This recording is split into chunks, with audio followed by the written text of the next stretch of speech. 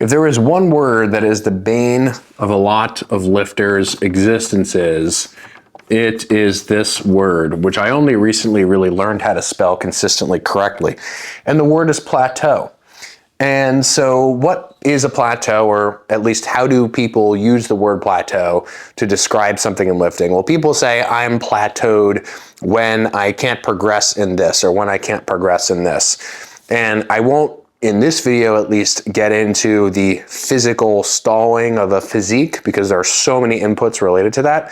But what I will discuss, and what I think will be a little bit surprising to many of you, is this concept of stalling out on a specific exercise, right? So not being able to add load, not being able to add repetitions to an exercise, not being able to continually push the needle on that exercise forward. Because I think that a lot of the reason that people plateau, or at least a vast majority of people that come to me that have discussions with me about plateauing on specific exercises, I don't actually think that they're plateaued in any real sense of the word. In other words, I don't think that they're actually stalled and incapable of actually being able to use more weight or do more reps. I think that their entire framework around plateaus needs to shift. So let me give you a quick example. So let's imagine, just to give an obvious one, someone is doing dumbbell lateral raises, okay? And on week 1 of dumbbell lateral raising, they use 10 pounds, and let's say they're able to do 10 reps with that 10 pounds. And so the next week they're like, oh my gosh, 10 pounds, that was so easy for 10 reps. Let me do it again. So maybe on week 2, they say, okay, I'm gonna do 10 pounds again, and I get 13 reps.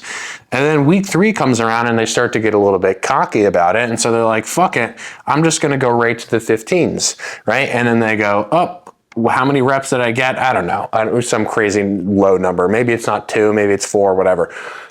And so someone will actually present, I've been presented this kind of thing many times before, where someone will literally go from adding 3 reps of the same weight to then adding 50% load, right? So if you add 5 pounds, 5 additional pounds to 10-pound dumbbells, you just added 50% load. And by the way, the average load progression, I think in the longer term, week to week, could be anywhere from like 2 to 4%, maybe, depending on the exercise and how long you've been doing it. And so oftentimes people will call this a plateau. And I say contraire, because I don't think this is a plateau.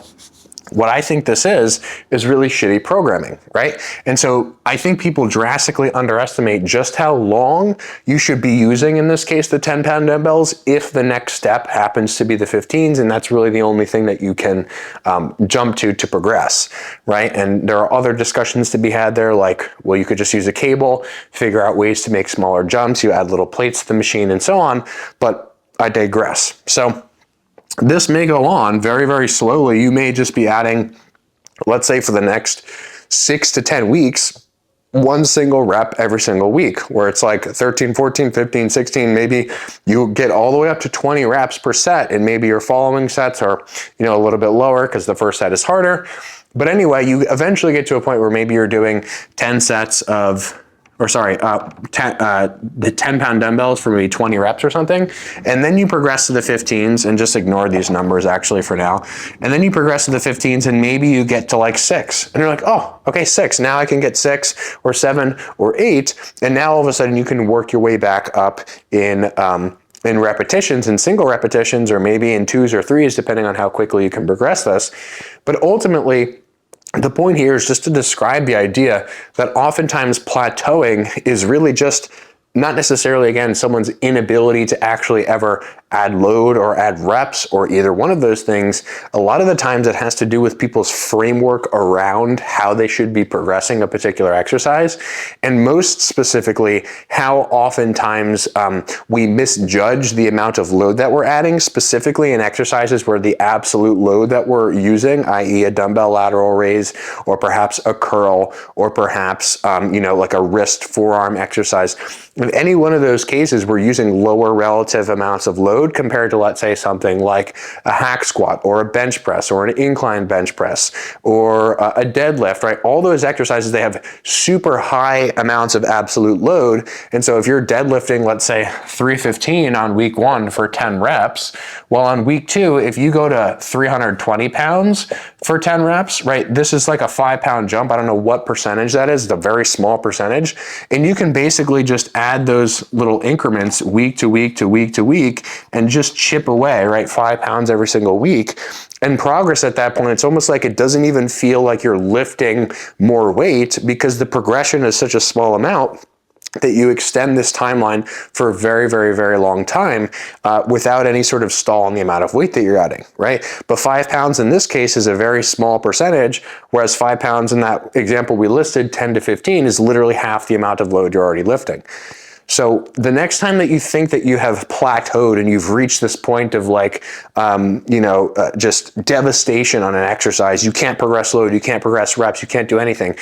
Reframe sort of the way you're looking at the exercise. Am I actually progressing load at a sensibly slow rate?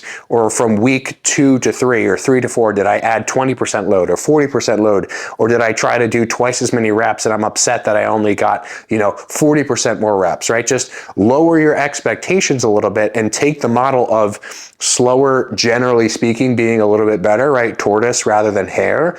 And I can almost guarantee you that on any exercise that you do, if you take that framework and you account for the absolute loads that you're lifting on every exercise, that you're going to be able to progress much more seamlessly and consistently over a much longer period of time. And this word is basically going to kind of fall out of your word bank when it comes to lifting weights, because you're just progressing at rates that your body can, again, in this example, handle week to week to week to week.